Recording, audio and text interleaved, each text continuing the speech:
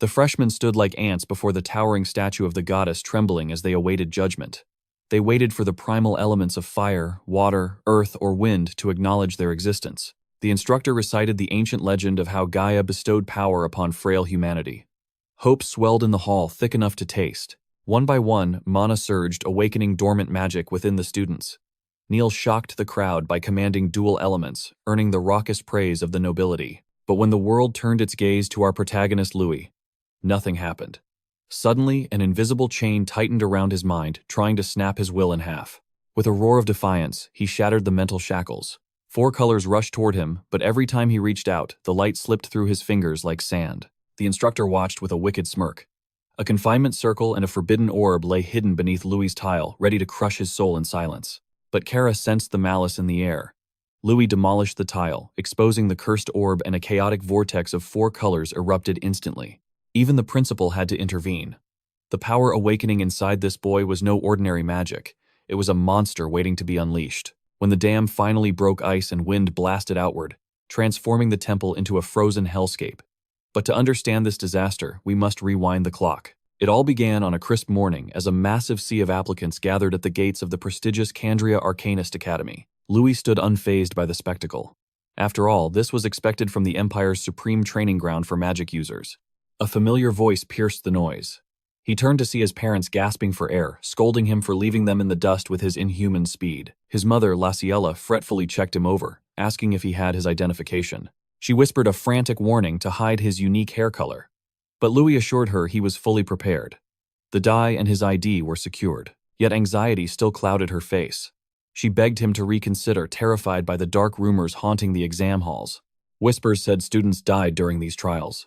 She feared his forbidden hair color would paint a target on his back. His father, Julian, placed a steady hand on her shoulder. He reminded her that magic was the only key to breaking the curse of Louie's condition. Moreover, this academy was unique. It was the only sanctuary in the Northern Empire where commoners were allowed to grasp at power. Founded by the royals, the Candria Academy stood as one of the 10 great institutes. Its teachers were the Empire's strongest grandmasters, living legends of mana. History had proven its worth. Over the last decade, graduates ascended to become guardians of the realm, regardless of their humble bloodlines. Julian insisted this was the perfect crucible for Louie to master the arcane arts. Louie agreed, a blaze of determination igniting in his eyes. He vowed to become a grandmaster and reclaim the orphanage from the clutches of the corrupt church. Laciella froze at his declaration. Sudden tears spilled down her cheeks. She cursed herself as a failure of a mother guilty for burdening him with the facility's debts and failing to cure his magical rampages. Julian pulled her close, soothing her heart. He reminded her that her sacrifice for those countless children was nothing short of saintly. Louie stepped in, his voice soft. He thanked her for she was the only reason he drew breath today. In his previous life, he dreamt of standing at the martial peak. But fate was cruel. Severe asthma chained him to a respirator, making every breath a battle. His parents resented him as a financial burden. Yet the flame of martial arts never died within his fragile heart. If his body was weak, his mind was a weapon. He became a legendary scholar, decoding the deepest theories of combat. His research revolutionized the martial world, reviving ancient arts that had been lost to time. But betrayal struck from the shadows. A rival scholar stole his life's work and framed him as a despicable fraud. It was absurd to think a bedridden man could pull off such a scheme. Yet his parents used it as an excuse to finally pull the plug on his life support. As he faded into the void, Louie made a desperate plea. He wished for a strong body, a loving family, and a life he could finally call his own. The universe answered. In the 90th year of the Saint calendar, he opened his eyes again in the town of Montia. The first face he saw was Laciella's. Fear mingled with awe as she gazed at his forbidden hair and jewel-like eyes. While he tried to grasp his new reality, Laciella feared this child was an omen of calamity for her orphanage. But mercy won. She refused to abandon an innocent life. Naming him Louie, she unknowingly fulfilled his dying wish for a family that would cherish him. Back in the present, peace was shattered. An arrogant examinee sneered at Laciella, spitting the word commoner like a curse. He shoved her violently into the dirt, leaving Julian and Louie frozen in shock. They rushed to her side, but the bully wasn't finished. He mocked Louie for having delusions of grandeur, dreaming of rank despite his filthy blood. That was the last straw. As the insults rained down, Louie's blood began to boil. He stood up, eyes burning with cold fury, ready to teach these nobles a lesson in pain. But Julian caught his fist before the lethal strike could land, urging him to focus on the bigger picture. Laciella pleaded with him to remember his promise of peace, silencing his rage. Forcing down his killing intent, he apologized to his mother. The noble brutes scoffed, disappointed they didn't get to trample him right then and there. With their resolve hardened, the group heads toward the registration desk to secure their destiny. But suddenly the crowd parts like the Red Sea Knights bark orders, demanding the peasants bow their heads for the arrival of a VIP. And there he is. Cain, the golden heir of the Aranka bloodline, strutting in like a peacock, while the masses are blinded by his sickeningly perfect aura. Louie glares at the preening noble, a fire igniting in his gut. He swears right then and there to teach these arrogant elites the true meaning of power. Sensing Laciella's trembling fear, he grips her hand tight. He doesn't just promise to pass. He vows to ascend as a grandmaster, the absolute peak of this world. That bold declaration cuts through the noise, causing Cain's sharp gaze to lock onto him with icy disdain. The nobles continue their mockery, but Louie charges forward. He screams an internal oath. In this second chance at life, he will become the strongest existence under the heavens. Watching his back, Laciella's voice shakes as she asks Julian the impossible question. With only 20 to 30 passes available annually, and a staggering 20,000 applicants this year, the odds are hopeless. But Julian smiles, knowing that Louie possesses a stubbornness that defies logic itself. Once that boy sets his eyes on a target, he becomes a runaway train, crushing any obstacle or opinion that stands in his way. Julian reminds her that their role isn't to doubt, but to be the wind beneath his wings. She nods, letting faith replace her fear. Meanwhile, Louie steps into the exam hall instantly, realizing he's a child walking among giants. Why is everyone else fully grown? The atmosphere shifts instantly as Principal Aronian, the supreme authority of the academy, takes the stage to unleash the chaos. As officials line up like executioners, Louie recalls the iron law of this world. Martial arcanists are divided into 6 absolute realms of power. The saint reigns supreme at the pinnacle, a being closest to godhood, followed immediately by the sage, the grandmaster master fighter, and the lowly apprentice.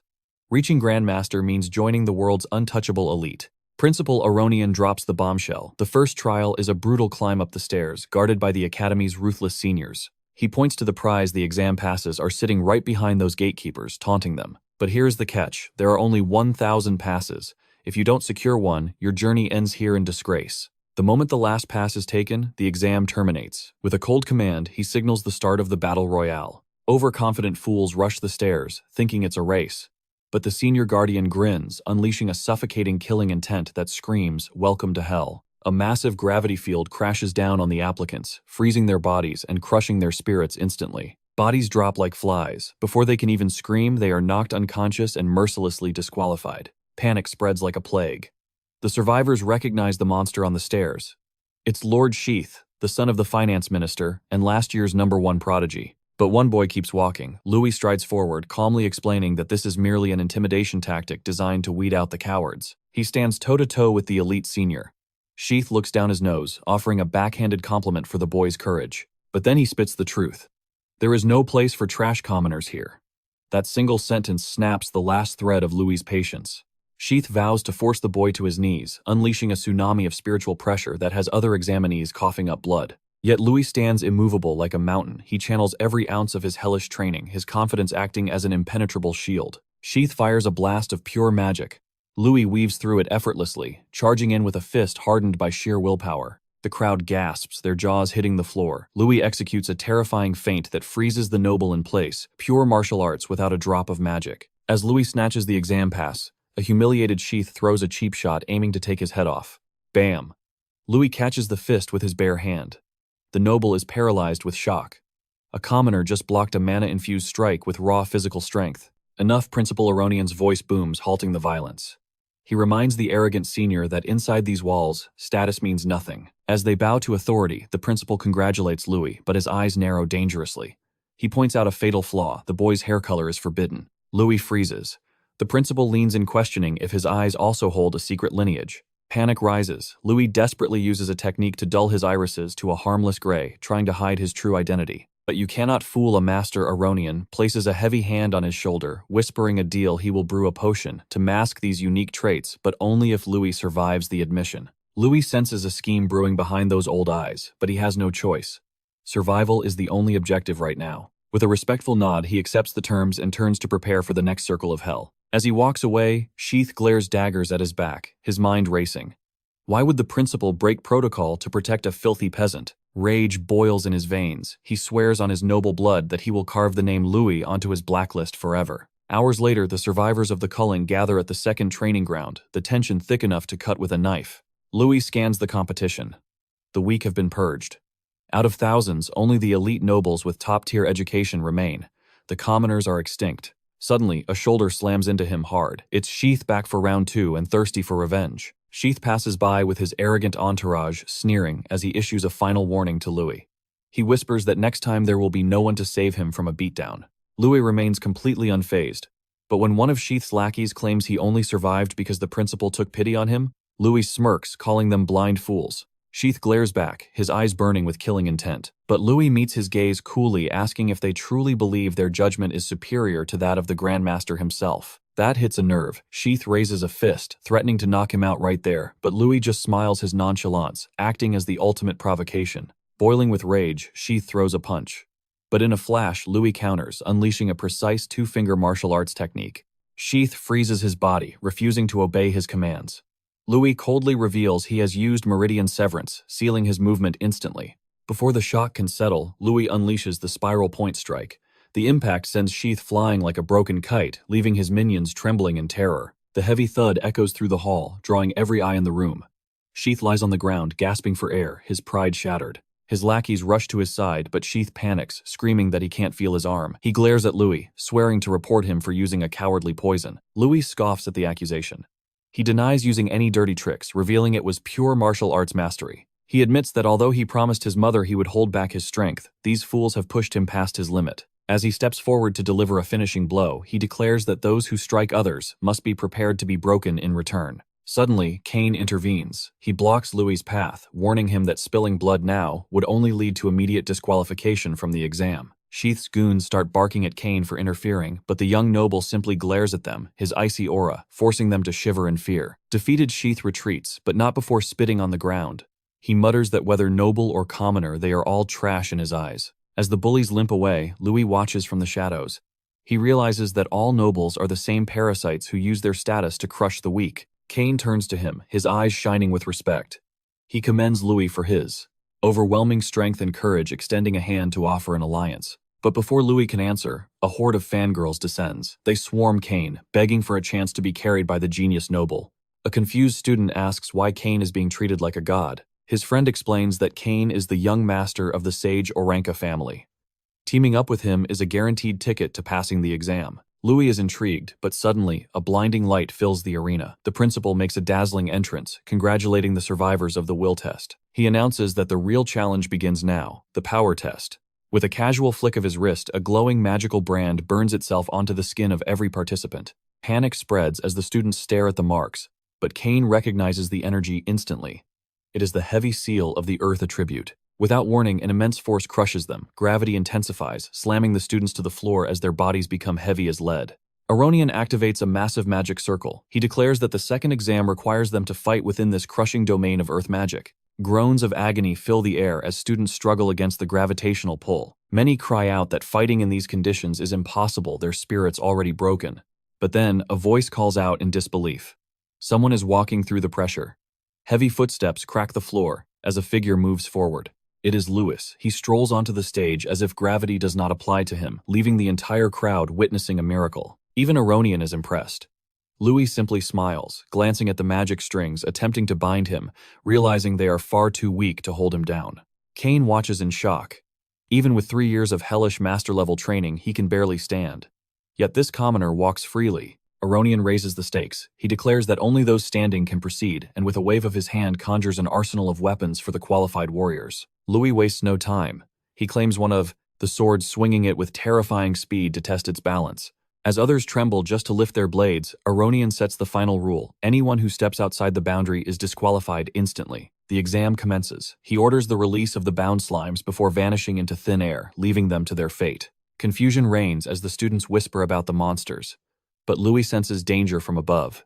The slimes crash down from the ceiling. The rules are revealed: 1 point for blocking, 2 for dodging, and 5 points for a kill. It is a race for supremacy. Their rank depends on their score, and only the top 100 warriors will survive to see the third test. Some students scoff, believing these low-level slimes are easy prey. They look slow, dumb, and weak, But arrogance is a slow killer. A student charges in only for the slime to launch itself like a cannonball, destroying his face with a sickening crunch. The beast doesn't stop. It claims a second victim instantly and charges into the crowd, turning the easy exam into a nightmare. Chaos erupted. The entire testing ground transformed into a slaughterhouse as the slimes toyed with their prey, circling the terrified examinees. While the weak were instantly crushed and eliminated, a select few displayed true potential, dodging and weaving through the onslaught to earn the supervisor's favor. High above the carnage, one supervisor noted a crucial detail. This year's batch included the legendary young masters from the Sage families, the mighty Ianka and Durham houses. She referred to Cain and the crimson-haired warrior princess, predicting a history-making score. Another examiner chimed in, noting that hidden dragons existed even among the commoners. He turned to Aronian, asking if the boy he saved earlier possessed such hidden talent. Aronian smirked, betting that Louie would shock the world. But the supervisor remained skeptical, pointing out that the boy stood frozen like a statue. Indeed, amidst the screaming crowd, Louie stood perfectly still, prompting a struggling candidate to question his sanity. A pompous noble sneered, dripping with arrogance. He mocked Louie as a filthy commoner, paralyzed by fear, unable to comprehend the speed of the beasts. With Louie unwilling to move a muscle, the noble scoffed, predicting the boy's humiliating exit was mere seconds away. Suddenly, death approached. A slime launched itself like a cannonball, accelerating until it was inches from crushing Louie's skull. But in a split second, Louie vanished from the trajectory. Another student barely scrambled away, leaving the trash-talking noble to face the slime's wrath in Louie's place. As the arrogant fool collapsed in defeat, his blonde companion stood frozen in sheer disbelief. He had been certain that a commoner like Louie could never evade a high-speed lethal strike. Furious at missing its primary target, the slime went on a rampage, blasting several other competitors out of the exam. Louie glanced to his left, his eyes cold. The beast was charging again, this time flanked by two super-fast reinforcements. The blonde examinee smirked, convinced that this time there was no escape. Fate had surely cornered the boy. Yet Louie remained as tranquil as a still lake, closing his eyes to summon his inner power. Flashback to the frozen peaks, Louie had trained in the unforgiving icy mountains, commanding a group of adventurers to hurl boulders at him with killing intent. The adventurers hesitated, warning him that such madness could result in severe injury or death. But Louie insisted, his resolve shaken by nothing. He took his stance, preparing to test a theory while they begged him to at least try to dodge. When the stones rained down like meteors, he didn't flinch. Instead, he stared deeply into the oncoming destruction with terrifying intensity. In his past life, he had mastered the art of neural transmission, optimizing the signal speed from his eyes to his brain's cerebellum. He realized that if he could achieve instant reaction time, no attack in this world could ever touch him. As the boulders closed in, a brilliant aura erupted from his body. His mind raced, processing super-fast calculations that transcended human limits. With godlike fluidity, he weaved through the rock slide. The adventurers watched in awe, their jaws on the floor at this display of divine evasion. They rushed toward him, desperate to understand the secret behind his impossible movement. Calmly, he christened this divine art the void combat calculation. When asked to explain, he revealed the terrifying truth. It was a technique that allowed him to predict the future of any battle. Back in the present, the slimes closed the distance at breakneck speeds. Louie stared them down, complex formulas flooding his vision as he deconstructed their reality. 4 enemies struck from every angle. Yet panic was beneath him. His calculations revealed their flaw-bound slimes, despite their overwhelming power, were restricted to linear charges. He computed their velocity rebound angles and trajectories in a heartbeat. With the grace of a phantom, he executed a stylish evasion, leaving the 4 beasts striking nothing but air. Having secured 8 points purely through evasion, Louie's eyes flashed with aggression. It was time to attack. He unleashed the sword slash, a martial art that obliterated all 4 slimes in a single, devastating breath. Cain watched, dumbfounded. The supervisors gasped, realizing this commoner's perception rivaled that of a veteran warlord. A grin spread across Cain's face. He realized Louie was no ordinary student but a master of ancient combat arts. He decided then and there he would forge an alliance with this monster. Suddenly, Louie sensed bloodlust. Another slime charged to avenge its fallen kin. Louie declared the 5 points were his, shifting into his stance. But a blur of steel interrupted him. Cain executed the sword-pierce technique, spearing the slime instantly. Louie glared, accusing the noble of stealing his prey. Cain grinned shamelessly, twirling the impaled slime like a trophy.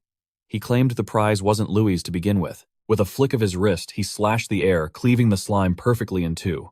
As the remains splattered near the huddled examinees, Cain laughed, declaring he had actually stolen the points from the weaklings watching them. Flashing a charismatic smile, he introduced himself to Louie, inviting him to join the hunt and dominate the exam together. Louie stared back with dead eyes, unimpressed. Undeterred, Cain explained his ambition to top the rankings and proposed a contest, a duel. to see who could harvest the most points. When Cain dares Louie to unveil his true strength, Louie offers a smirk of approval at such boldness, applauding his spirit before accepting the challenge. Blade in hand, he steps behind Cain, promising a display of absolute dominance, but with one condition: the loser becomes the winner's servant. Shifting into his combat stance, Cain grins, accepting the terms. No one has ever dared to make demands of him until now. As the slimes close in, Sheath's lackeys watch from the shadows, seizing the chaos to execute their master's dirty work. Using the monsters as cover, they draw their bows, unleashing a volley of death toward the unsuspecting duo. Louie cleaves a slime in two with casual ease, but suddenly 3 steel tips materialize inches from his face.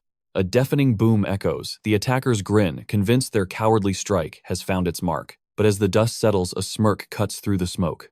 The combat genius had snatched all 3 arrows with a single hand. Their blood runs cold.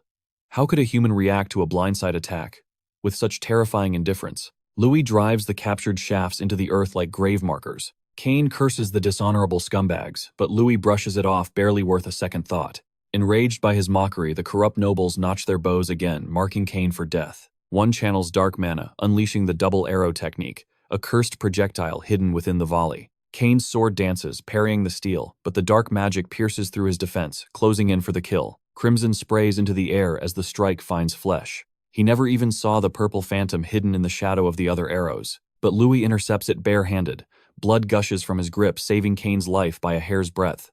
Unfazed by the pain, Louie snaps the shaft like a twig, his eyes locking onto the enemy with predatory focus. In the stands, a witness demands the principal intervene against this murderous foul play. Yet the cold-hearted principal commands the exam to continue, convinced the weaklings are destined to perish regardless. Punishment can wait. Back in the arena, Louie winds up adopting a pitcher's stance to deliver his own form of justice. Mana surges through his veins. With the force of a siege cannon, he launches one of the slimes. It strikes like a meteor, blasting the noble clear out of the arena for an instant disqualification. Watching their comrade fly, panic seizes the remaining ambushers. But Louie isn't finished. He leaps skyward, batting another slime straight at the terrified targets below. The projectile smashes into a face-shattering teeth in a gruesome spray. The last coward freezes in terror, failing to sense Louie materializing right behind him.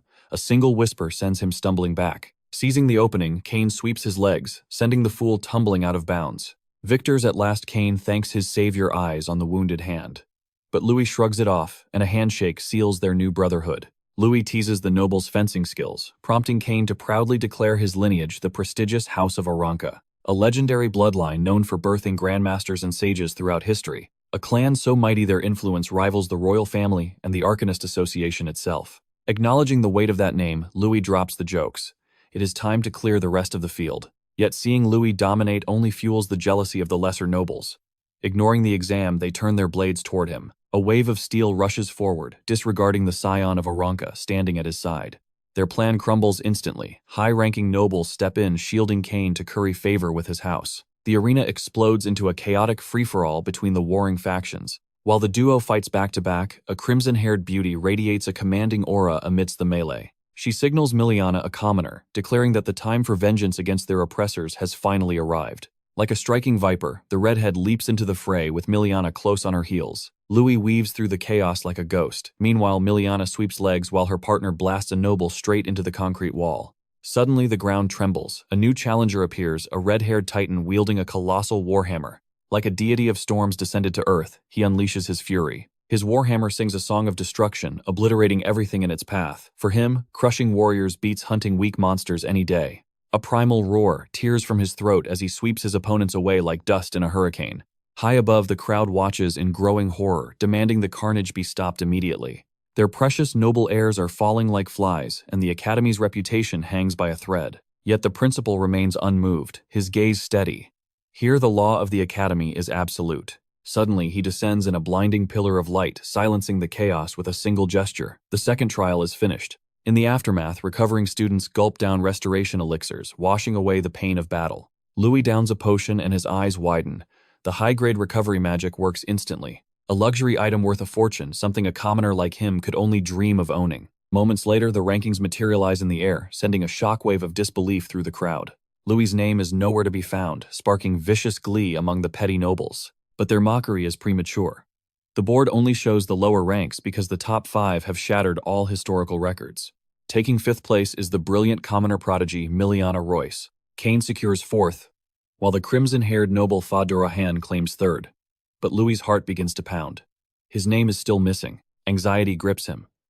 Was he disqualified for crushing those arrogant nobles earlier? Fears evaporate instantly. His name flashes in silver. Rank 2 with an incredible 887 points. Gasps fill the hall. A mere commoner has looked down upon the entire nobility.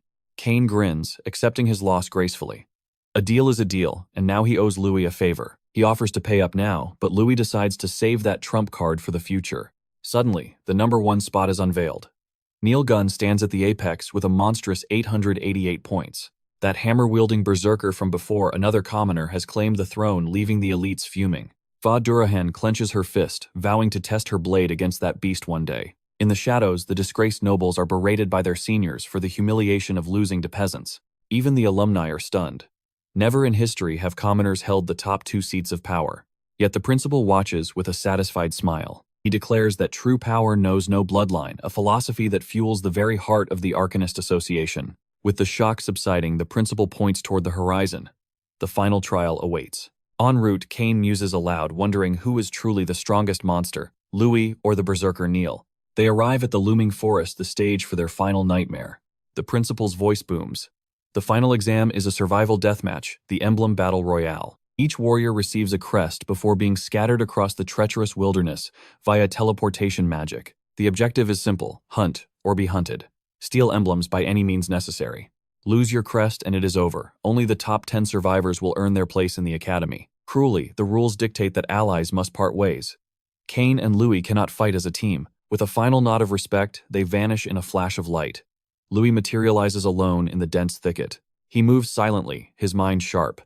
This is the final wall standing between him and his destiny. He swears he will emerge victorious, but a murderous intent suddenly spikes. An axe-wielding noble blocks his path. The noble sneers, seeking revenge for the earlier disgrace, while 2 spear users materialize from the shadows behind him. Louie's eyes dart up. A sniper with a crossbow is locking onto him from the canopy. It is a trap. The teleportation was rigged by the seniors to feed him to the wolves. The axe descends like a guillotine. Louie shifts his weight, dodging by a hair's breadth as the weapon shatters the bedrock. Spears thrust forward to skewer him, but he launches into a gravity-defying backflip. Death whistles through the air. He draws his blade mid-flight and deflects the bolt with a spark of steel. He lands effortlessly. As they charge again, Louie prepares to show them the vast ocean that separates their power from his. He weaves through their blades like water, but another wind arrow whistles toward him. Steel meets magic as he deflects it, but a spear thrust hides in its shadow. His instincts scream, barely allowing him to evade the death blow. The nobles grit their teeth at his slipperiness, yet they persist. Meanwhile, Louie's frustration mounts. Those wind arrows are invisible phantoms, impossible to track. He forces his breath to steady, entering a state of absolute focus. It is time to unleash the Senosin counterattack. The essence of this art, turning the enemy's own overwhelming force back upon them. As the mob charges, Louie spots a fatal gap. An axe-wielder swings with reckless fury, becoming the first stepping stone to victory. Louie sidesteps the heavy blow, sliding his blade beneath the axe handle with surgical precision. A subtle twist redirects the momentum. The axe flies wild, crashing directly into an allied spearman. Chaos erupts. Another lancer thrusts forward while the sniper in the canopy unleashes a deadly gust. But Louie finally sees the flow. He yanks the lancer into the arrow's path, blasting the fool away and leaving his weapon spinning in the air. Louie snatches the falling spear and launches it skyward. It pierces the canopy, silencing the sniper instantly. The rest fall like wheat before a scythe. In moments he stands victorious, claiming their emblems as spoils of war. Suddenly a shadow descends. Cain appears atop the trees, his aura crushing the noble's attempt at a magical ambush. The mastermind freezes. His plan to distract Cain with fodder has failed spectacularly. The monster is right here. Cain sneers, mocking the Aranka family for thinking mere insects could hold him back. A swift crossbow strike ends the conversation. Cain leaps down, tossing a stolen emblem to Louie with casual arrogance. He warns that the difficulty is ramping up and offers an alliance. But Louie coldly refuses. He will carve his own path. A slow clap cuts through the tension. A hidden presence praises Louie's burning spirit. I expected nothing less from my rival, the voice echoes. Stepping from the shadows, Faye Durahan reveals her majestic form. Eyes locked on Louie, she demands a duel. Confused, Louie glances at Cain. A friend of yours? Hardly, Cain scoffs. She is the daughter of a grandmaster. A monster I faced in the past. He admits a past defeat due to carelessness and urges Louie to retreat. Ignore her. Focus on the emblems. She wields magic and skills at the apprentice level, he warns. She is out of your league. Faye's patience snaps. She glares, scolding them for gossiping like cowards while planning to flee. But Louie steps forward, grinning. He wants to test his steel against a great family. Delighted by his bravery, Faye vows to seal her magic for a fair clash. Without warning, she explodes forward. Her spear creates a streak of silver light aimed right at his heart. Louie catches the shaft under his arm, incredible. Faye spins the weapon with dancer-like grace, but Louie weaves aside just in time. She takes to the air. The sacred lance slam descends like a falling star. Louie rolls away as the earth explodes. Her strike gouges a crater where he stood a microsecond ago. The shockwave stuns the spectators. Even the principal watching from afar raises an eyebrow at the devastation. Whispers spread like wildfire. Can a commoner survive the might of a great family? All eyes turn to the principal for a verdict. The principal shakes his head. This is a battle of will, not just strength, and the odds are grim. In his eyes, Louie's spirit cannot possibly eclipse the blazing resolve of a Durahan. The theory is put to the test instantly. Faye unleashes another torrent of spear strikes. Yet Louie dances through the storm. He evades every thrust as if he can see the future. In the blur of steel, he spots a microscopic opening in her defense and lunges. Trap Faye counters instantly, but Louie vaults over her strike, landing silently behind her back. "Stop dodging," she growls, mocking Cain's fighting style. Louie smirks. "It is simple observation. Anyone can do it." Her aura flares. She triggers the crescent fall, bringing the spear down like a guillotine. But he is a ghost. The blade cuts nothing but air. Louie analyzes the pattern: thrust, sweep, guard, suppress.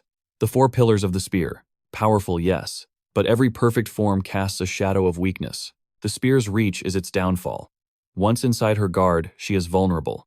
He charges, aiming to suffocate her range, but Faye sneers, batting his sword aside with terrifying ease. "Foolish," she declares, eyes glowing with pride.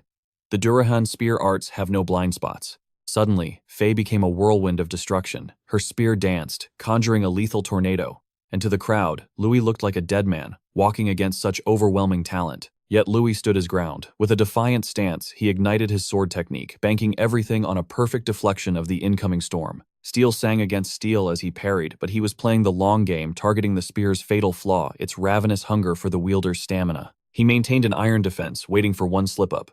But disaster loomed unseen by him. A spiderweb crack began to fracture his blade. The moment arrived, Faye's energy bottomed out, and her figure finally materialized from within the chaotic storm of steel. Louie seized the instant. He lashed out to finish it, but calamity struck. His blade shattered into useless shards inches from her face. The attack failed, instinct took over, and he flashed backward, barely escaping a fatal counterstrike. Even Faye had to admit it. Cold sweat ran down her back. Without that stroke of luck, she would have been utterly obliterated. She sensed the disparity in their power. "Stop holding back," she demanded. But he simply shrugged. He always analyzes his prey before the kill. Observation time was over. He vowed to get serious, yet Faye hesitated, her eyes fixed on the jagged remains of his weapon. "I'm better off without it," he scoffed. His body was the ultimate weapon. Channeling a Grandmaster's spirit, he assumed a legendary stance as Faye braced for impact. She exploded forward, a spinning drill of death, Cain breaking his silence. Screamed across the arena, desperate to alert Louie of the incoming danger.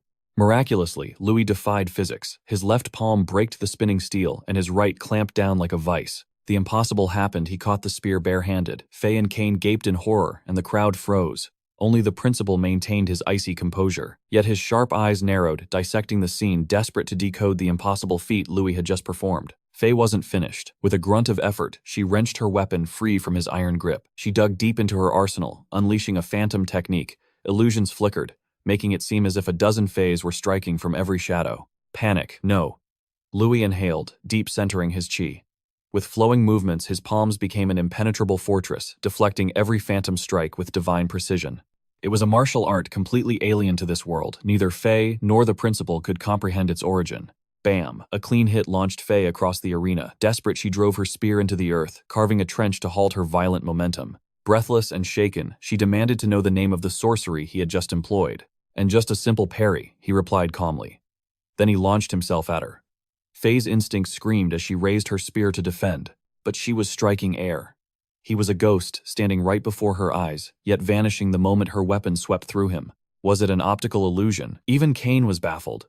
Meanwhile, Faye roared in frustration, her attacks meeting nothing but empty space. It was the legendary footwork of another world, the butterfly step, an elegant dance of combat forged by a heavyweight legend from a past life. His feet blurred in a hypnotic rhythm, creating a chaotic tempo that completely nullified the linear predictability of Faye's spear. Gotcha. He slipped past her guard and delivered a devastating blow. The spectators gasped. Was this commoner actually a hand-to-hand combat prodigy? Faye clutched her stomach, grimacing in pain, but the fire in her eyes refused to be extinguished. She discarded her weapon. With a warrior's roar, she lunged at Louie, staking her pride on her bare fists.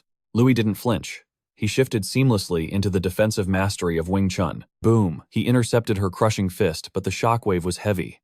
It felt dangerously similar to the devastating one-inch punch.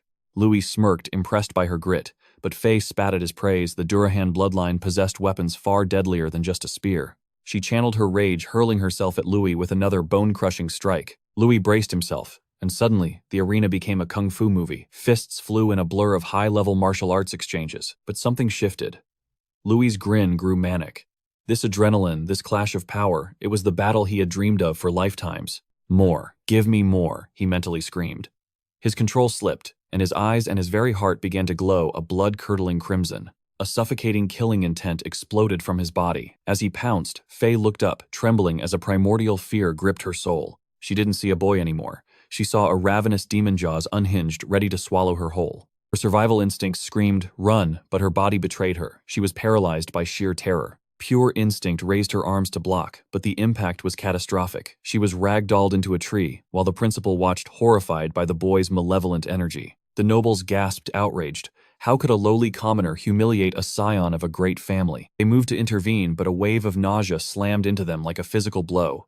One noble doubled over, vomiting on the spot. "What is this sickness?" he gagged. Then he looked at Louie's demonic visage, and the terrifying truth sank in. Watching from the shadows, the jealous noble Sheath and his injured ally Brian witness a nightmare unfolding. They are forced to swallow a bitter pill. Louie is far more monstrous than they ever imagined. Rage blazes in Sheath's eyes as his plan to crush the commoner crumbles to dust.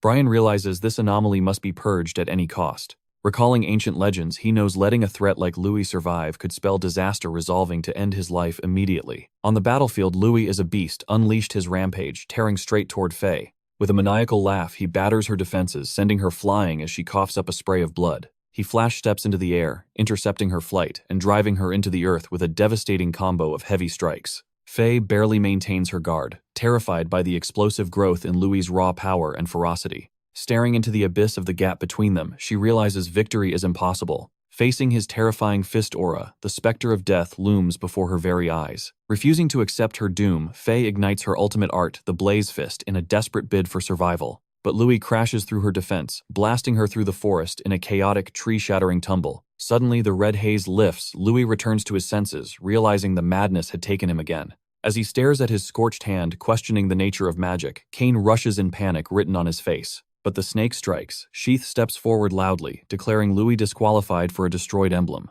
He commands the commoner to vanish, ignoring Cain's desperate pleas that it was clearly an accident. Invoking the principal's name, the noble asserts that they witnessed everything and demands Louie's immediate exile. Before he can move, a voice rings out. Faye orders the scumbag to silence himself, shocking Louie with her resilience. Sheath accuses her of aiding a cheater, but Faye shuts him down with freezing cold disdain. Then the impossible happens. The prideful girl apologizes to Louis, leaving Cain absolutely stunned. Louis bows his head in shame for losing control, offering his own apology.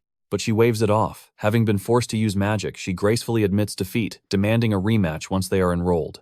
Sheath sneers at her sentiment, mocking Louis's meager collection of 4 emblems. Unfazed, Faye produces her entire stash, handing them over as a tribute to the true victor. That adds 10 more to his hoard, sealing his record right in front of the furious noble's face. She then joins forces with Cain to purge the weaklings, ensuring no one remains to disqualify their champion. Cain jumps on board without hesitation, and they set off on their conquest. As they depart, Cain teases her for being a musclehead, but Faye ignores him, eyes locked on the prize. Soon after, an examiner guides Louie away, sealing his exit from the grounds. Sheath prays good riddance, but Brian warns that Faye's strategy might actually save the commoner. A dark thought strikes Sheath. Accidents happen all the time in these exams, don't they? As he hatches a murderous scheme, Brian shudders, wondering what kind of monster hides inside Louie's skin. Later, Louie submits his haul, realizing that martial arts alone cannot conquer this world. He vows to enter the academy, determined to fuse magic with his physical prowess. That night, worrying about his mother's reaction to his tattered clothes, he senses a disturbance in the shadows. As he ponders, an assassin strikes from the darkness, aiming for a silent kill. Instinct takes over. Louie delivers a thunderous back heel kick, launching the killer away. When asked how he knew, Louis calmly replies, "The stench of blood cannot be hidden. More shadows emerge. The leader is baffled by Louie's eerie calm in the face of death. Surrounded by 3 killers, Louie decides it is time to unleash his true strength. But a stronger presence lurking in the bushes suddenly draws his attention. The assassin leader insulted by his lack of focus charges with a magic-coated dagger promising to put him 6 feet under. Facing the full-throttle assault, Louie weaves through the rapid stabs with ease. He seizes the assassin's wrist and slams him into the pavement with brutal force. But the enemy is slippery. He recovers instantly, leaping back to regroup with his squad. The enemy confirmed the terrifying intel on Louie's physical stats. But our hero just looked utterly confused. Your martial arts are top tier, the killer admitted. But let's see how you handle absolute magic. No time to chat. He signaled and 3 assassins instantly fired lethal wind arrows at Louie's heart. Instinct took over. He flashed aside, watching the bolts obliterate the timber behind him, splintered wood and ruined earth. He instantly calculated the devastating lethality of their arcane arts. Only one option remained. Louie inhaled, igniting the chi in his meridians to trigger explosive speed. He became a blur charging straight at the squad, but the leader laughed and ordered another barrage of death. Louie danced through the air. He dodged every shot until he vanished from their sight. Death from above. He drop-kicked the leader into the dirt and retreated into the shadows. Kill him, the leader roared in humiliation. Suddenly, a stealth assassin appeared behind Louie with a lethal chop. Louie sensed the bloodlust. He blocked the ambush, but the impact rattled his very bones. He reset his stance instantly. His eyes locked onto this new, more dangerous predator, but it was a trap. He was surrounded with wind arrows screeching in from every angle. There was nowhere to run. The magic slammed home, and his world faded to black. The assassins exhaled. Not bad for a trash commoner, they sneered. One moved to finish the job, but Louie snapped awake and silenced him instantly. He seized the crossbow and returned fire. 2 fell, but the leader swatted the bolt away like a fly. Playing possum, clever, the leader smirked. He slowly applauded the boy's battle instincts. You let them die, Louie spat. Weaklings deserve death, the villain replied coldly. Louie fired again, but the man was a ghost. He lunged, manifesting a massive magic hammer from thin air. I'd make you my disciple, he confessed, mid-strike. But the client paid for your corpse. Louie braced to tank the hit. Futile. The impact launched him like a ragdoll. The enemy flash-stepped right beside him. You exceed apprentices, he whispered, but you can't beat a rancor. The hammer formed again. With a cruel grin, he smashed Louie into the earth. No mercy. The assassin unleashed a relentless combo of arcane bombardment. The dust cleared, and the killer gasped. Broken and bleeding, Louie still stood in a defensive stance. Every nerve screamed in agony, yet Louie vowed to keep fighting. Then, die, the assassin replied. No god can save you now, he declared, summoning the executioner's hammer. Paralysis took hold. Louie stared in horror at the ultimate art, the celestial hammer. Time froze. His life flickered before his eyes like a dying candle. The orphanage. His family. I will change this fate. Suddenly, a golden aura exploded from his soul. The forbidden power awakened. He blocked the massive hammer with an invisible force. Boom! The clash of energies triggered a catastrophic explosion. Louie gasped for air on the scorched earth. The assassin trembled. This was no child but an equal. A monster like you must die, he realized. He raised his weapon to crush the threat forever. Stop, a voice thundered. A vortex of wind descended, freezing the blade instantly. The killer tried to run, but the wind, shackles clamped down. The pressure crushed him until he screamed in pure agony. Dazed Louie looked around, unable to comprehend the miracle. Principal Aronian descended like a god. Well done, controlling that power, he praised warmly. He tossed a potion to the boy and glared at the captive. Speak. Who is your master? The assassin recognized the Grandmaster. It matters not, he wheezed. The boy is doomed. This is just the beginning, he cackled maniacally. And then he detonated his own core. Witnessing the carnage, Principal Aronian suspected the Assassin's Guild's dark shadow. He prayed his instincts were wrong. Meanwhile, Louis marveled at the elixir's god-tier potency. It didn't just heal him. It knit his fractured bones back together in a heartbeat. He turned to Aronian, questioning if this encounter was truly just a coincidence. Why did the old master always appear at the perfect moment to save his life? The principal silenced him. Explanations could wait. Panic struck Louis. It was late, and his mother would be terrified. He dashed toward home like the wind, while behind him, Principal Aronian summoned a shadow beast named Kylie, commanding it to erase all traces of the battle. Meanwhile, in the northern town of Montia, 2 arrogant nobles cornered Laciella. Using a repaired millstone as a pretext, they harassed her while she anxiously awaited the children. Liella maintained her composure, but the scumbags ignored her grace, advancing with disgusting intent. Just then, Louis arrived to intercept the trash. Laciella rejoiced until she saw his battered condition. He asked if she was safe, but her eyes locked onto his torn robes and blood-stained skin. As he stuttered out excuses, the nobles sneered, threatening him with their lord and his enforcer George. Suddenly, Principal Aronian descended from the heavens. Landing softly, he intervened in the chaos. He revealed his identity, his sheer aura pressuring the lowlifes to retreat. Realizing he was a grandmaster, the cowards bowed and fled. Aronian then turned to Liella. They needed to talk. Inside the humble home, Aronian's sharp eyes caught the very millstone the nobles had whined about. It operated automatically without mana. He looked around, realizing the house was filled with such impossible inventions. Liella served refreshments, crediting every innovation to Louis. His mind made their difficult lives bearable. Then fear crept in.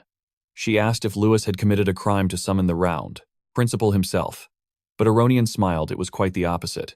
He praised the boy's terrifying talent, a potential he had only seen described in the ancient Gaia scriptures. Ages ago, during the era of monsters, a genius blessed by the goddess rose. He mastered the elements and forged the martial arcane. Within 5 years, he and his comrades slaughtered the beasts, pulling humanity back from the brink of extinction. That victory is now immortalized as the Holy Liberation Day, and that warrior is revered as the first hero within the scriptures. Laciella was awestruck, but Louis noted this wasn't in the folktales. Aronian insisted the legends were incomplete. He dropped a bombshell. The first hero had black hair and eyes, a state secret known only to the elite. But madness consumed his soul. He committed a sin so vile, history itself was rewritten to erase him. Louis froze. Did that same cursed madness flow through his own veins? Aronian explained grimly nations now hunt down anyone with those features to prevent a second catastrophe. He confronted Louis about his dyed hair. Laciella instantly interjected, taking the blame to protect her son. She desperately listed Louis's virtues, but the boy stopped her. If the Grandmaster wanted him dead, he'd already be a corpse. Impressed by wisdom beyond his years, Aronian concluded the boy had conquered the madness within. In the principal's eyes, Louis wasn't a threat. He was the new hero this era desperately needed. Levitating a fruit, he spoke of the lurking darkness. He vowed to guide Louis down the path of righteousness. Without warning, he launched the fruit at Louis. The boy didn't flinch, snatching the projectile from the air with ease. Aronian grinned. Louis had passed, surviving the rigorous culling orchestrated by Faye and Cain. He offered Louis a spot as his personal disciple. But Louis asked a chilling question. What if I lose control? The fruit in Louis's hand sliced into ribbons instantly. Aronian's voice turned icy. Then I will personally execute you. The next morning, as Louis worked the yard, one of his foster siblings gushed over the prestigious invitation.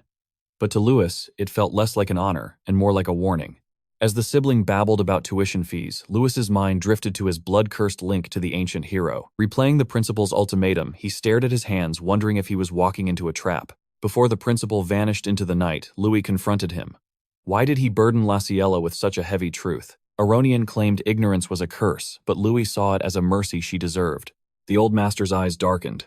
He revealed that if his true identity leaked, his entire bloodline would face extinction. As he ascended to the skies, he left a final warning. Louis must evolve, for the true hell was just beginning. Looking back, Louis clenched his fist. The principal was right. He had to dominate the academy to survive. Moments later, his precious siblings rushed out. Little Lana launched herself into his arms like a cannonball. With teary puppy eyes, she demanded a sacred pact. A pinky promise to return during every long break. But the warm moment was cut short. A messenger from the nobility was waiting. Outside, a sharp-dressed man bowed. The butler of the prestigious Oranga family presented a golden invitation. Seeing Cain's seal, Louis smirked. His rich friend wanted to deepen their alliance. He would play along. Stepping into the luxury carriage, the wheels turned toward destiny. By sunset, they reached Harzan. As Louis stepped out, the butler briefed him on the terrifying influence of the Oranga clan. Louis's jaw hit the floor. This wasn't a house, it was a fortress. But Cain rushed out, beaming with excitement. They were officially classmates. Now Louis remained humble, crediting his success to Faye's help during the exams. Cain shook his head. With the approval of a prodigy like Faye, Louis's enrollment was inevitable. But Cain had a hidden agenda. He needed a sparring partner to survive the brutal magic curriculum ahead. Suddenly, the atmosphere froze. Cain's mother swept in, eyes filled with disgust at the filthy commoner in her hall. Cain tried to defend his brother in arms, but she silenced him. She demanded to know what scheme the rat was plotting. Treating him like a beggar, she tossed a ring worth a fortune at his feet. Payment to leave her son alone. She barked at him to vanish, but Cain was trembling with fury. As Cain turned to apologize, Louis calmly retrieved the ring. He didn't need gold, he respected Cain's warrior spirit. Looking her in the eye, he asked, "Is your son's honor as cheap as this trinket?" Her face turned red with rage. Eyes burning with malice, she signaled the guards. The butlers surrounded him like a pack of wolves. Cain shouted the truth. Louie had defeated the genius Fae, but she refused to believe such nonsense. Louie stood his ground. He declared that with him, Cain would ascend to new heights. Her patience snapped, but suddenly, boom, the doors burst open and a shockwave blasted the servants away. William, the lord of the house, strode in. He echoed Louis's bold claim with a voice like thunder. The arrogant mother shrank back in fear, her protests ignored as the patriarch walked right past her. Louis bowed, sweat forming on his brow. This man's aura was monstrous, rivaling even Principal Aronian's. The Lord demanded the truth. Cain admitted it without hesitation. "Louis is stronger than me. Prove it." William unleashed a wave of killing intent so dense it took the form of a roaring tiger. The spectral beast sank its fangs into Louis's chest. The air vanished from his lungs. He was suffocating. Panic set in. This wasn't a test. The Grandmaster was actually trying to crush his existence. William's gaze pierced him like a blade, his overwhelming will tearing a gaping hole in Louis's very soul. His mind reeled. So this was the terrifying pressure of a Grandmaster. But Louis was no ordinary student. Years of hunting nightmares in the abyss had forged his spirit like steel. His eyes snapped open.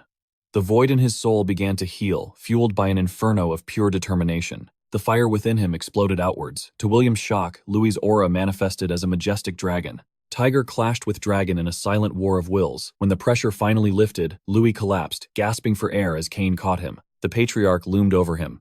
"Why do you seek power?" Louis's answer was instant. "To protect my blood." William's face remained stone, but he turned to his son. "Your will is weak. Learn from this boy," he commanded before walking away. The mother shrieked in protest, but William silenced her with a single cold glance. His word was law. With the tyrant gone, Cain let out a breath and dragged Louis toward the training grounds. At the dojo, Cain bowed his head in shame for his family's madness. Louis just laughed it off. He admitted the old man was a monster, but assured Cain that their path to power was just beginning.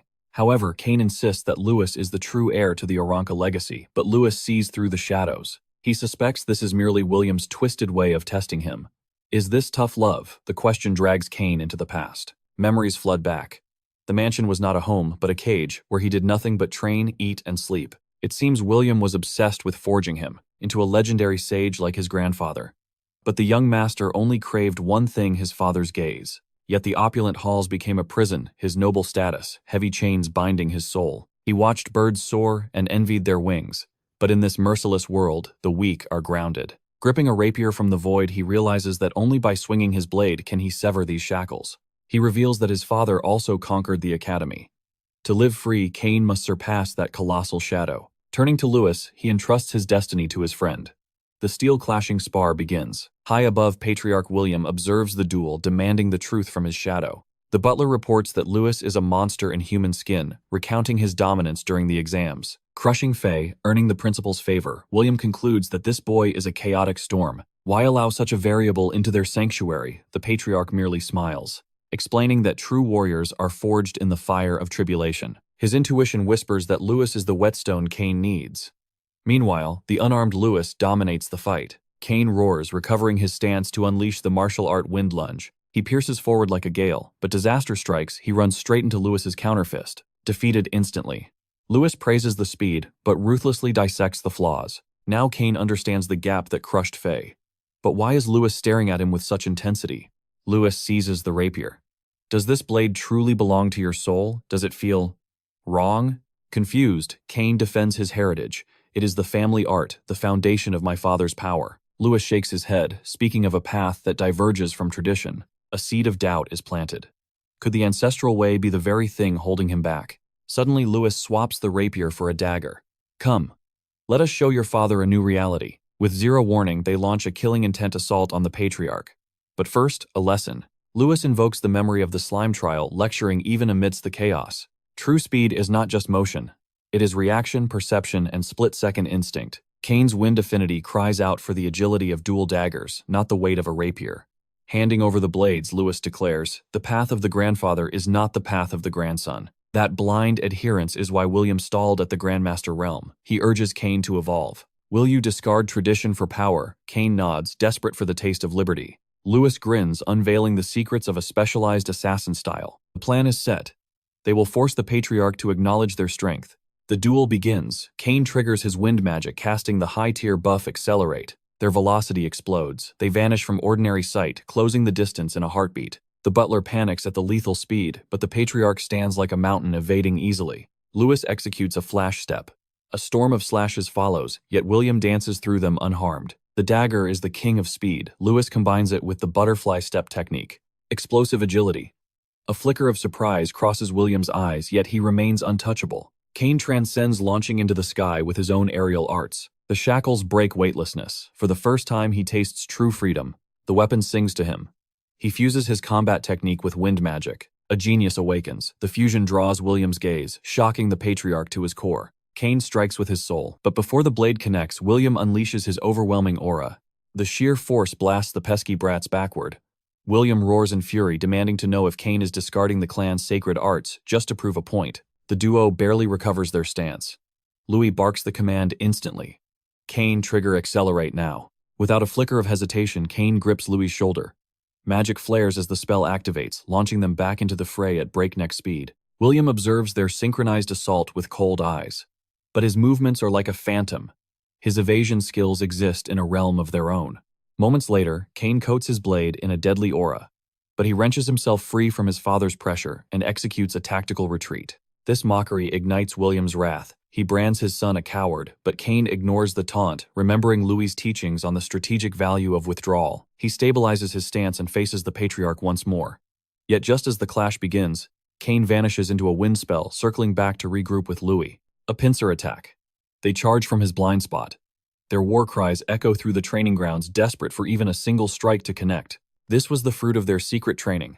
Louie had enlightened Cain on a strange otherworldly concept known as the change-up. He revealed the art of deception through rhythm.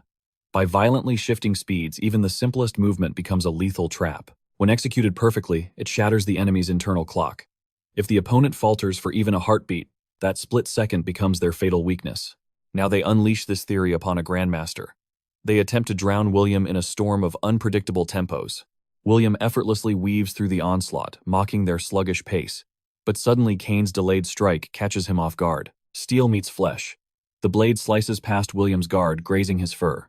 Adrenaline explodes in their veins. They press the advantage, but before they can land another blow, William's voice thunders. Enough. He commands Cain to uphold the family honor with dignity. Then, without looking back, the patriarch turns and exits the arena. Cain trembles not from fear but from ecstasy. Interpreting the order as silent approval, he celebrates this monumental victory with Louis as the master departs. As he strides away, William's mind races. Those hit-and-run tactics.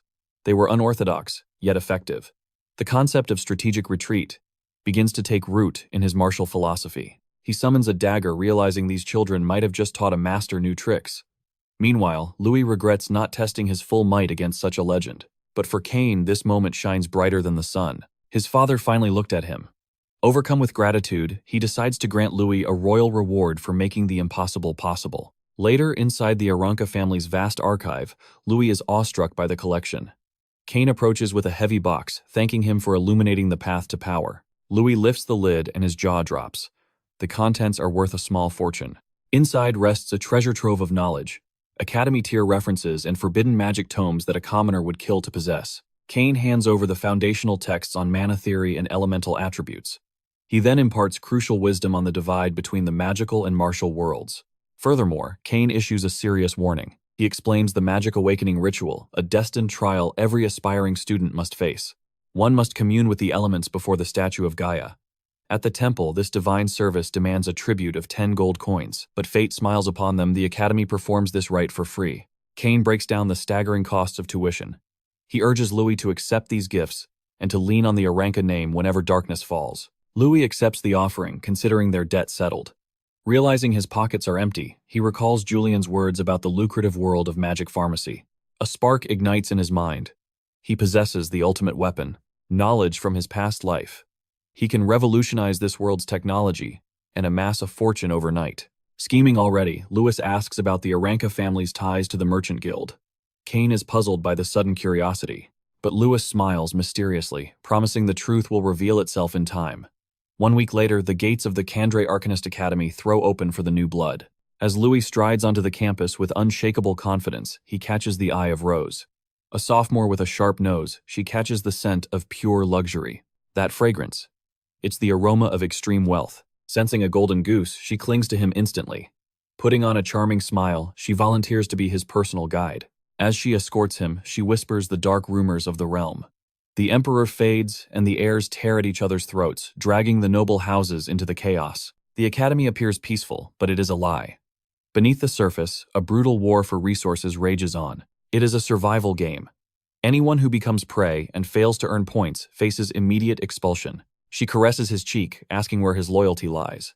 But suddenly, a student named Brian interrupts, exposing Louie as the commoner who shattered the exam records. Rose freezes. That scent deceived her. Realizing he is penniless, her demeanor turns to ice and she storms off in disgust. Louie shakes Brian's hand, unfazed by the rejection. Brian warns him grimly.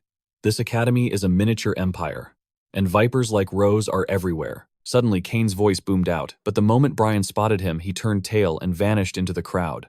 Baffled, Cain pressed Louie for details. But the main character just shrugged it off, claiming they had merely exchanged pleasantries. That was when the truth finally came to light. Brian was actually the son of the High Chancellor. Suddenly, two familiar auras approached from behind. Faye scoffed, calling Brian spineless trash. Cain, taking the insult personally, roared back in fury. She shot him a cold look. The only way she would ever acknowledge him. If he proved himself as powerful as Louie. Louie bowed, thanking her for the exams. But she scoffed, insisting his victory was earned solely through his own might. Raising a clenched fist, she made a warrior's vow. Next time they clashed, victory would belong to her. This only fueled Cain's rage. He screamed at her, furious that she was completely ignoring his existence to focus on Louie. Before the argument could escalate, Miliana dragged Faye away. They had to finish their registration immediately. Once alone, Cain dropped a heavy sack of gold into Louie's hands. Louie's eyes went wide. He never imagined his instructions could yield such a fortune. It all started when Cain visited Louie, taking the exquisite perfume samples to the Burn Village Trading Company. At first, even Cain had been skeptical. Could such a delicate fragrance really dominate the market? But now, witnessing the overwhelming demand, he mused about gifting a bottle to his own mother. Sealing their partnership with silence, the duo headed to the reception desk to finalize their enrollment. In moments, Louie received his student identification. But the surrounding nobles glared, disgusted that a commoner walked among them. Whispers spread like poison. They claimed he rode Cain's coattails to success. Amidst the gossip, Louie caught wind of Sheath's expulsion. When he questioned Cain, the dark truth surfaced. Sheath had masterminded the assassination attempt, and the principal had cast him out. Louie's expression darkened instantly. The realization that Sheath had sought his life weighed heavy. But the nightmare wasn't over. Cain pointed out a looming figure, Sheath's elder brother, Jess. His intentions were a mystery, making him all the more dangerous. Cain warned Louie to stay close. Across the hall, Jess locked eyes with them and smirked. This was only the beginning. He vowed to make Louie taste absolute despair. Later inside the grand hall, the principal took the stage to address the new blood. Following a rousing speech, he summoned the freshman representative Neil to the podium. The crowd gasped. The brute stomped onto the stage half-naked and dragging a colossal axe while unleashing a suffocating killing intent. Instructors moved to intercept, but Aronian raised a hand, halting them in their tracks. Neil roared at the crowd, calling them worthless trash. His goal, to crush every single one of them beneath his heel. The students erupted in fury, screaming at his arrogance, but Neil only laughed, spitting further insults at the weaklings. His future homeroom teacher groaned at the impending headache, but Aronian simply smiled, keeping the peace. Suddenly, Neil hurled his massive axe into the crowd. He roared that his true prey was among them. The weapon slammed into the ground right in front of Louie. In a blur of speed, Neil closed the distance and perched atop the axe handle like a predator. He whispered Louie's name, eyeing him like a starving beast looking at its next meal. The declaration was simple: they would fight right now. Cain instantly stepped in, shouting that the entrance ceremony was far from over. He shielded Louie, ordering the brute to back off. But Neil ignored him, asking Louie if he was just another coward, like the loudmouth standing beside him. That snapped Cain's patience. With a roar of fury, he launched a fist straight at Neil. But Louie caught the blow, urging him to stay calm. Neil's eyes lit up with battle lust. He would happily take them both on. Trying to diffuse the tension, Brian stepped forward. He advised Neil to play nice, since he and Louie were both talented commoners. He warned that with such barbaric behavior, Neil wouldn't last a day in this academy. Neil didn't even flinch. He told Brian to get lost, dismissing him as a boring small fry. Brian's face twisted in offense. The other nobles sneered, convinced that mannerless commoners had no place in their hallowed halls. Cain snickered at Brian's humiliation. Then, cracking his knuckles, he squared up against Neil, who was practically vibrating with excitement. But before blood could spill, a teacher flashed onto the scene to intervene. He reminded them that unauthorized combat was strictly forbidden. Duels were only permitted during exams or official tournaments under supervision. Violation meant immediate expulsion. Realizing his fun could get him kicked out, Neil laughed, admitting it was too much of a hassle. Effortlessly retrieving his axe, he declared their showdown was merely postponed. He cast one last glare at Louie, telling him to be ready. With the chaos settled, the teacher dismissed the assembly. The real lessons would begin at dawn. Louis stood there, baffled. Why was Neil so desperate to cross swords with him? Cain pointed the finger at Faye, mocking her as a battle-crazed brute. She didn't hesitate, striking back instantly for nearly getting them all kicked out. Her rage quickly cooled into guilt. She bowed to Louis, admitting this vendetta started because she clashed with Neil during the final exams. Their duel ended in a draw only because the clock ran out. But once Neil heard Faye had lost to Louis, he became obsessed with proving his superiority. It was a mercy Louis possessed, an iron will. Had he taken the bait earlier, Faye would have carried the heavy burden of his expulsion. Cain dragged Louis away from the drama, muttering a grim truth. The entire student body already viewed them as public enemies. Later at the Academy exchange, Louis nearly suffered a heart attack. The price tags here were enough to make a grown man weep. The merchant pushed luxury pillows, costing mountains of gold and silver. Louis's mind raced, calculating every copper like a desperate miser. To his shock, Cain dropped a bombshell reality check. These exorbitant prices were standard here. This was the hellish cost of living. Louis would have to survive daily. The brutal truth of currency value hit him hard. Gritting his teeth, he purchased the absolute lowest tier starter kit available. Thank the heavens for his cologne business profits, yet his heart remained pure. He vowed to send every spare coin back to the orphanage. Scanning the luxury goods, a new mission formed in his mind. He needed a new hustle and fast, or he'd starve in this place. As the girls retreated to their quarters, Faye waved goodbye. She promised to witness his destiny unfold at the magic awakening ceremony tomorrow. His eyes lingered on their magical gear with longing. Determination blazed within him. He would grind until he could afford such luxuries. Back at the boys' dormitory, Louis approached his assigned room. He prayed to the gods he wasn't bunking with some plotting snake, but chaos had already arrived. A pillow and futon lay carelessly discarded in the hallway like trash. Peeking inside, he witnessed a classic scene of tyranny.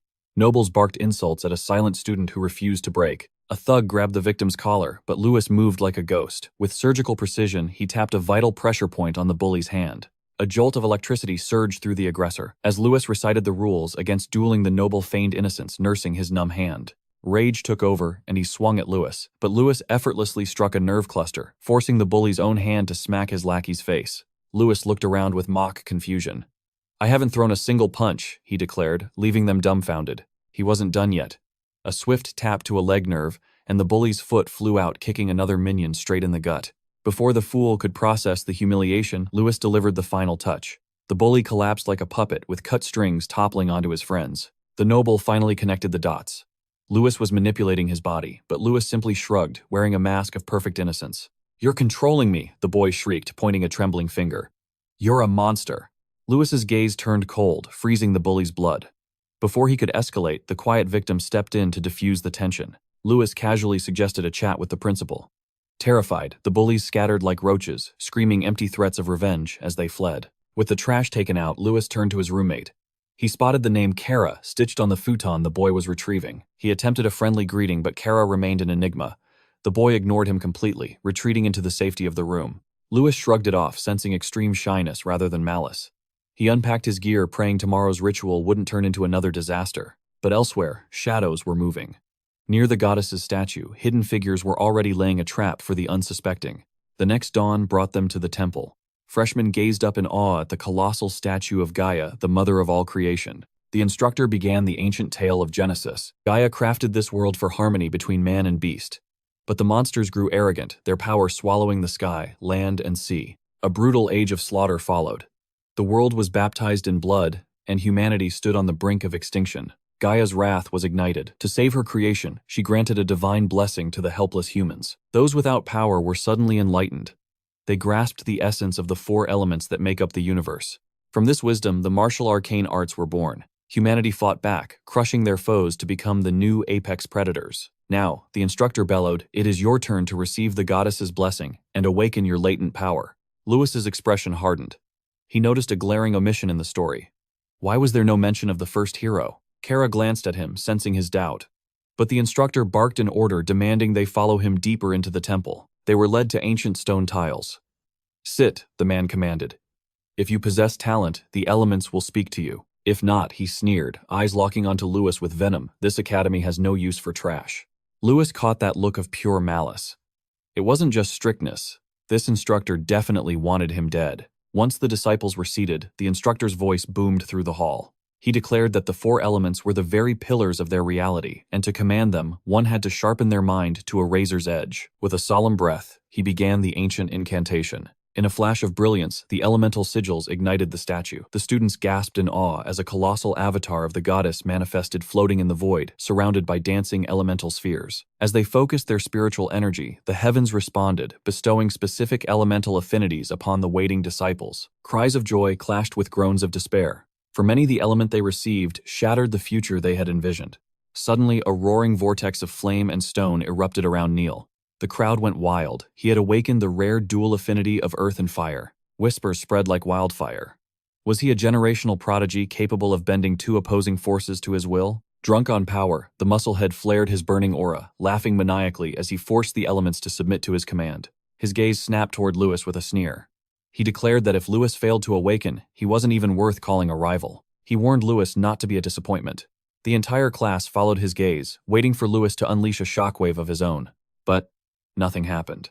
The air around Louis remained dead and silent. The poor boy gritted his teeth, pouring his soul into concentration, baffled by the lack of response. Doubt crept in. Was his otherworldly soul the problem? But then a memory flashed, the faint sensation of power he felt during his duel with Cain. At that moment, Louis felt a dark, intrusive force trying to pollute his consciousness. But he refused to yield. With a primal roar, he gathered his willpower and shattered the mental shackles, incinerating the intrusion with sheer determination. Instantly, 4 radiant lights converged around him. The instructor's eyes nearly popped out. He knew this should be impossible. He vividly remembered etching a suppression array onto Louis's tile, a curse designed to sever the boy's mind from the outside world. Louis reached out to grasp the light, but it darted away like a frightened spirit. He snatched at them frantically, but they slipped through his fingers every time. Confusion clouded his eyes. He could sense their presence so clearly, yet why did they refuse his touch? Watching from the shadows, the instructor smirked. The fool was dead wrong if he thought simply breaking the mental barrier was enough to trigger an awakening. That dubious man had placed a forbidden orb alongside the confinement circle. Powerful figures wanted Louis crushed, and they paid a high price for his failure. The instructor had taken their dirty money, and there was no turning back now. He stood there, waiting for the ritual to end, eager to watch Louis drown in absolute despair. Hours bled by. Most students left, leaving only Louis and Kara in deep meditation. The remaining nobles jeered, branding Louis a worthless failure, but Kara sensed a disturbance in the mana flow. Sharp-eyed, he warned Louis that a trap lay hidden beneath the very ground he sat on. Louis didn't hesitate. He smashed the tile to pieces, revealing the pulsating forbidden orb concealed directly beneath him. What was this dark artifact? Before he could ponder, Kara urged him to hurry. Louis stepped away from the broken seal, clearing his mind once more. In that split second, the atmosphere shifted. The lingering students gasped as a vortex of 4 brilliant colors swirled violently around Louis. The instructor stood frozen, his mind racing in disbelief. How could a mere student awaken? Even a master shouldn't have the power to bypass the suppression of a forbidden orb. Panic setting in, the man moved to interfere, but Principal Aronian materialized out of thin air, ordering him to stand down immediately. The students were stunned by the principal's sudden appearance, assuming he had come personally to witness Louis's struggle. Whispers circulated instantly. Was there a secret connection between the powerless boy and the academy's leader? Watching Aronian walk away, the instructor cursed venomously. His scheme was in ruins, and the principal's presence meant they were dangerously close to being exposed. Under the cover of night, he met with Jess to deliver the grim news: their operation had failed. Terrified of the consequences, the instructor warned Jess to sever all contact for the time being. Jess could only gnash his teeth, cursing Louis for slipping through their fingers yet again. Meanwhile, back at the temple, Aronian contacted Kylie. He ordered strict surveillance on Sid's movements. He would tolerate no more rats wreaking havoc in his academy. With the obstacle removed, Aronian observed Louis one last time before departing, leaving the boy to master the chaotic elements on his own terms. Louis focused on the dancing orbs of light. They were exactly as Cain had described them. He recalled Cain's lecture: monsters wielded elements from birth because of the magic cores embedded in their bodies. Each crystalline core served as a vessel for distinct elemental powers. That was the secret to their instinctive control over nature's forces. Humans, however, were different. They required a ritual to resonate with an element unable to cast magic unless they manipulated the energy existing in the world around them. He remembered Cain tossing him a magic crystal, explaining that once the element recognized you, the real training of mind and body began. Driven by curiosity, Lewis had asked if the crystals were the elements themselves, but Cain revealed the secrets of the universe existence itself is woven from elemental mana. As Louie opened his eyes, the water element drifted toward him. He reached out his hand. Unlike before, the particle did not flee. It welcomed his touch. Contact triggered a tsunami of sensation. He felt the raw power of sea beasts and realized the world's essence flows from the will of Gaia. But the energy was too wild. A chaotic vortex erupted around Louie, spiraling into a frenzy. Principal Aronian reacted instantly. He invoked the goddess barrier seal, trapping Louie within a cage made of the 4 primal elements. The magical pressure was immense. It stripped away his disguise, revealing his true raven-black hair to the world. Fortunately, the barrier blazed with blinding light, shielding his secret identity from the shocked students. Confusion swept through the crowd. Why release such terrifying mana? And why did the principal himself have to intervene? Aronian's voice pierced the chaos. He roared for Louie to calm his raging heart and ignore the turmoil outside. Louie heeded the warning and found his center. Observing the mana, he realized a shocking truth: these were identical to scientific elementary particles. Time to test a hypothesis. He began manipulating their vibrational frequency. Boom! The sphere of light exploded, and ancient elemental symbols manifested in the air. The vortex expanded with terrifying force. Students trembled, realizing his aura dwarfed even Neil's power. Yet this was no rampage. Aronian watched in awe, realizing the boy had surpassed all expectations. Louie analyzed the flow with cold precision. Magic essence and atomic particles were one and the same. This changed everything. It meant humans could wield magic as naturally as the monsters do. He began to absorb the raw mana. Just like atoms, the energy was in a state of constant fluid motion. He synchronized the rhythm with his breathing. By applying chi flow techniques, the elemental circulation became flawless. The path was clear. He could forge a mana core within his body and wield magic through martial arts. Focus. A crystalline formation materialized within his very gaze.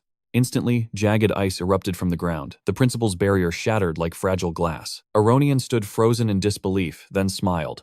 Louie ascended into the sky, commanding the wind itself. Panic seized the students. They scrambled for their lives, as the encroaching ice froze them to the very bone.